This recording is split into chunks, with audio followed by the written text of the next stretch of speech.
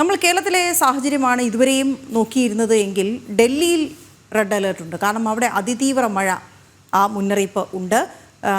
100 kilometre വേഗത്തിൽ കാറ്റിനും സാധ്യതയുണ്ട് എന്നാണ് റിപ്പോർട്ട്. നിരവധി വിമാന സർവീസുകൾ വഴിതിരിച്ചു വിട്ടിട്ടുണ്ട്.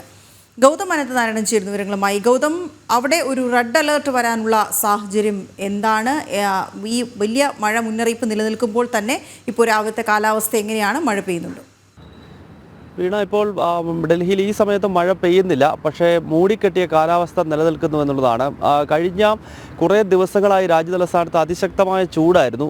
പകൽ സമയങ്ങളിൽ ആളുകൾക്ക് പുറത്തിറങ്ങാൻ പറ്റാത്ത രീതിയിലേക്ക് ചൂട്, ഏതാണ്ട് 40 ഡിഗ്രിക്ക് അടുത്തൊക്കെ ഉച്ചസമയത്ത് ചൂടെത്തുന്ന ഒരു സാഹചര്യമുണ്ടായി. രാത്രി കാലഘട്ടങ്ങളിൽ പോലും ചൂട് ആളുകൾക്ക് ഉറങ്ങാൻ കഴിയാത്ത രീതിയിൽ അത്രത്തോളം ശക്തമായ ചൂടുകാലമായിരുന്നു. അതിനിടയിലാണ് ഇന്നലെ അർദ്ധരാത്രിയിലാണ് ഈ മഴയുണ്ടാകുന്നത്. ഇന്നലെ രാത്രി 1 മണി ശേഷം ഒരു 3 മണിക്കൂർ ശക്തമായ മഴ പെയ്തതിനാൽ ഡൽഹിയുടെ പല ഭാഗങ്ങളിലും വെള്ളക്കെട്ടുകൾ രൂപപ്പെട്ടിട്ടുണ്ട്. മാത്രമല്ല, ഈ മഴ തുടരാനുള്ള സാധ്യതയാണ് കാലാവസ്ഥാ നിരീക്ഷണ കേന്ദ്രം ഇപ്പോൾ വ്യക്തമാക്കുന്നത്. നേരത്തെ സൂചിപ്പിച്ചതുപോലെ പുലർച്ചെ തന്നെ മൂടിക്കെട്ടിക്കിടക്കുന്ന കാലാവസ്ഥയാണ്.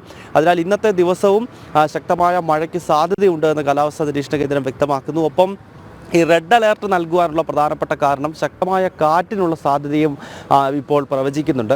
മണിക്കൂറിൽ 60 മുതൽ 100 കിലോമീറ്റർ വരെ വേഗത്തിലുള്ള കാറ്റ്, പൊടിയോടുകൂടിയ കാറ്റ് ഡൽഹി നഗരത്തിൽ അടിച്ചേക്കാം എന്നാണ് ഇപ്പോൾ കാലാവസ്ഥാ നിരീക്ഷണ കേന്ദ്രം വ്യക്തമാക്കുന്നത്. ഈ ഒരു പശ്ചാത്തലത്തിലാണ് ഡൽഹിയുടെ വിവിധ ഭാഗങ്ങളിൽ ഇപ്പോൾ റെഡ് അലേർട്ട് പ്രഖ്യാപിച്ചിരിക്കുന്നത്. ഇത് ഡൽഹിയിൽ മാത്രമല്ല, ഡൽഹിയോട് ചേർന്ന് കിടക്കുന്ന ഹരിയാന, ഉത്തർപ്രദേശ്, പഞ്ചാബ് തുടങ്ങിയ സംസ്ഥാനങ്ങളിലും ശക്തമായ മഴ പെയ്യും, കാറ്റോടുകൂടിയ മഴയുണ്ടാകുമെന്ന് സൂചനയുണ്ട്. ഏതായാലും കനത്ത ചൂടിൽ നിന്നും ഒരു ആശ്വാസമായിട്ടാണ് മഴ ഡൽഹിയിൽ പെയ്യുന്നത്. എങ്കിൽ പോലും ഈ ഡൽഹിയെ സംബന്ധിച്ചിടത്തോളം ഒരു 3 മണിക്കൂറിന് മുകളിലേക്ക് മഴ ഒരുമിച്ച് നിന്ന് പെയ്തു കഴിഞ്ഞാൽ വലിയ വെള്ളക്കെട്ടുകൾ നഗരത്തിൻ്റെ പല ഭാഗങ്ങളിൽ ഉണ്ടാകും. അതിനാൽ ജനജീവിതത്തെ അത് ദുസ്സഹമായി ബാധിക്കുന്ന രീതിയിലേക്കും കാര്യങ്ങൾ പോയേക്കാം. വീണ.